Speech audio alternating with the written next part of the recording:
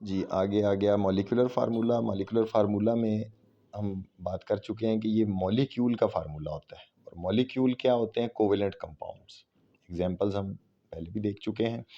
Molecular formula की definition से start करते हैं। इट इज़ द एक्चुअल, देखें यहाँ एक्चुअल का लफ्ज़ आ रहा है, मैंने भी आपको शुरू में बताया था कि ये नेचर में असल में एग्जिस्ट करते हैं मॉलिक्यूलर फार्मूला, और एम फार्मूला यूनिट ये भी नेचर में एग्जिस्ट करते हैं। लेकिन ये जो यहाँ पर रेशो दी हुई है, ये वाली, ये असल में ये भी है, एग्जिस्ट तो करता है, लेकिन मैंने बताया था पॉसिबल नहीं है। करोड़ों खरबों अरबों खरबों की तादाद यहाँ फार्मूले में नहीं लिखी जा सकती। तो इसमें भी सिंपलेस्ट होल नंबर रेशो लेते हैं फार्मूला यूनिट में।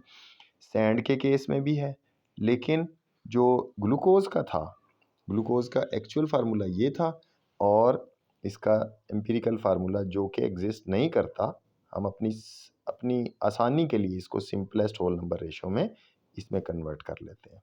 तो ये इसका एम्पिरिकल फार्मूला है, एक्चुअल फार्मूला इसका ये है। लेकिन बहुत सारे कंपाउंड हैं जिनका एम्पिरिकल फार्मूला और मॉलिक्यूलर फार्मूला सेम है, ये हम एंड में बात करेंगे। H2O, इसका आप देखें, इसकी सिंपलेस्ट होल नंबर रेशो बन नहीं सकती। इसका मतलब इसका मॉलिक्यूलर फार्मूला भी H2O है और एम्पिरिकल भी 2:1 में यही बनेगा। इसका भी इसी तरह 1:1 में यही बनेगा।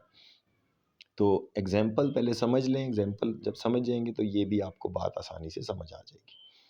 अब इसमें भी देखें मॉलिक्यूलर फार्मूला ये हम बात कर चुके हैं, इसका एम्पिरिकल फार्मूला ये, इसका ये और इसका ये हम कर चुके हैं, तो इसलिए आप ये रेशो निकाल सकते हैं, आपको पता है। डेफिनेशन को देखिए, actual number of atoms of each element present in A molecule of that compound. यहाँ तक डेफिनेशन है मॉलिक्यूलर फार्मूला की।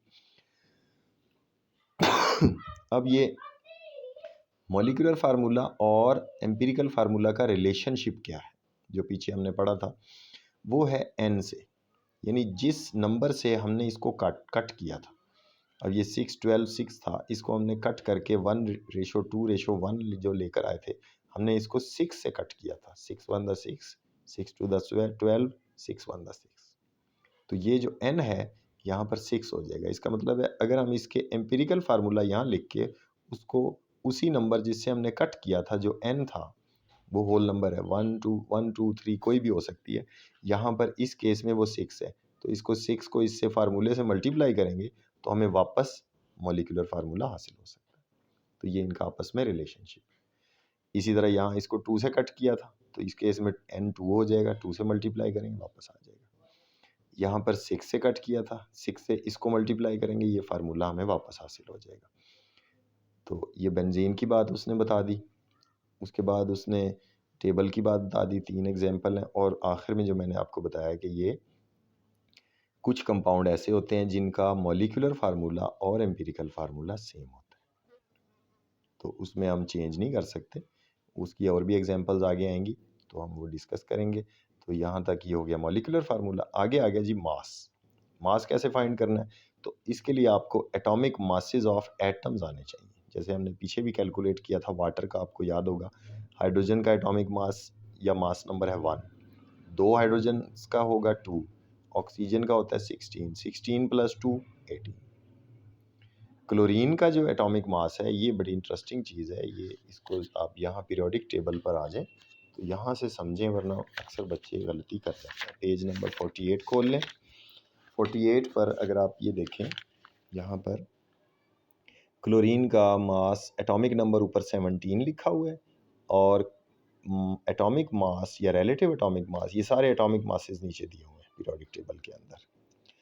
ये क्लोरीन का है जनाब 35.45। तो इसको आप जब राउंड ऑफ करेंगे तो ये बन जाता है 35.5। आपने 0.5 लाजमी लेना है। बाज़ बच्चे खाली 35 या इसको राउंड ऑफ करके 36 कर देते हैं। ना आपने 36 लेना है ना 35 लेना है, 35.5 लेना है आपने। बाकी जो है उनको राउंड ऑफ कर लें। ऑक्सीजन का ये देखें ऑलमोस्ट 16 है तो 16 लें। इसका 19 है फ्लोरीन का। नाइट्रोजन का 0.01 को काट दें, 14 ले लें। कार्बन का भी 0.01 कैंसिल कर लें, राउंड ऑफ कर लें, तो ये आपका 12 बन जाता है। तो इस तरह से ये 31 बनेगा। फास्फोरस का, सिलिकॉन का 28 बनेगा। इसका आप देखें 0.98 है, इसे राउंड ऑफ करके 27। तो ये इस तरह से आपने राउंड ऑफ करके लेना है। तो इसकी डेफिनेशन बाद में समझाऊंगा, पहले आपको मैंने बता दिया सिंपल कि मास कैसे कैलकुलेट करते हैं उनके एटॉमिक मासेस। तो ये 35 कितने होते हैं 70, तो 0.5 मिलके उसमें प्लस हो गया 71 AMU। यूनिट ज़रूर आपने लिखना है AMU, याद रखिए जो रिलेटिव एटॉमिक मास है उसका यूनिट था AMU। जो हमने पीछे पढ़ा था मास नंबर, इसका कोई यूनिट नहीं, क्योंकि ये नंबर है, नंबर का यूनिट नहीं होता, याद रखें, ठीक है। ये मास नंबर जो है ये नंबर है, तो इसका कोई यूनिट नहीं है। आप देखें यहाँ इसके साथ कोई यूनिट नहीं लगा हुआ, लेकिन रिलेटिव एटॉमिक मास यूनिट के साथ, रिलेटिव एटॉमिक मास के साथ उसका यूनिट AMU लाजमी लिखना होता है। तो डेफिनेशन से देख लें, sum of atomic masses of all the atoms present in one molecule of a molecular substance is called its molecular mass. अगर मॉलिक्यूल होगा तो उसका मास क्या कहलाएगा, मॉलिक्यूलर मास। ये पहला टॉपिक है। दूसरा आएगा फार्मूला मास, वो आगे डेफिनेशन दी हुई है। ये डेफिनेशन क्या है, फार्मूला किसका होता है, फार्मूला यूनिट का मास जो होगा वो क्या कहलाएगा, फार्मूला मास। यानी फार्मूला यूनिट किसका होता है, आयनिक कंपाउंड का। ये इस किस्म के जो कंपाउंड होते हैं KBr NaCl, पीछे भी हम पढ़ चुके थे, ये ऊपर भी है, ये भी आयनिक कंपाउंड है, ये भी है, ये भी है। इसी तरह ये हमने यहाँ पर पढ़ा था एल्यूमिनियम सल्फेट, कैल्शियम, ये सारे आयनिक कंपाउंड हैं। कैल्शियम क्लोराइड, पीछे आपने पढ़े थे कंपाउंड्स में, ये आयनिक कंपाउंड की एग्जांपल्स थी। NaCl, KBr, कॉपर सल्फेट, ये सारे आयनिक कंपाउंड्स हैं। यहाँ पर भी ये भी आयनिक कंपाउंड है। NaOH भी जो है ये मिक्स है, लेकिन आप इसको आयनिक में कंसिडर कर सकते हैं। ये भी आयनिक कंपाउंड है, ये भी आयनिक कंपाउंड है, ये भी आयनिक कंपाउंड है। ये जो तीन है ये मॉलिक्यूलर कोवैलेंट कंपाउंड्स हैं, और इसी तरह वाटर भी कोवैलेंट कंपाउंड है। तो जो आयनिक कंपाउंड होंगे उसका मास क्या कहलाएगा, उसके फार्मूला यूनिट का मास क्या कहलाता है, formula mass. It is the sum of atomic masses. Atomic masses आपने सब में ही जमा करने हैं, चाहे वो आयनिक कंपाउंड हो चाहे कोवैलेंट हो, of all the atoms present in one formula unit. देखें ये फार्मूला यूनिट किसका होता है, आयनिक कंपाउंड का, ऑफ ए सब्सटेंस। यहाँ तक हो गई डेफिनेशन ऑफ फार्मूला मास। अब हम एग्जांपल्स को कर लेते हैं। एग्जांपल्स क्या हैं, सबसे पहले एग्जांपल है जनाब 1.2 नाइट्रिक एसिड HNO3 पूछा हुआ है। इसका आपने मास फाइंड करना है। कार्बन डाइऑक्साइड का भी बाद में करेंगे, वो मैं आपको बता दूंगा। अभी इसको देख लें। H का relative atomic mass 1 AMU, nitrogen का 14, टेबल 1.2 में पड़ा हुआ है, 1.3 में पड़ा हुआ है।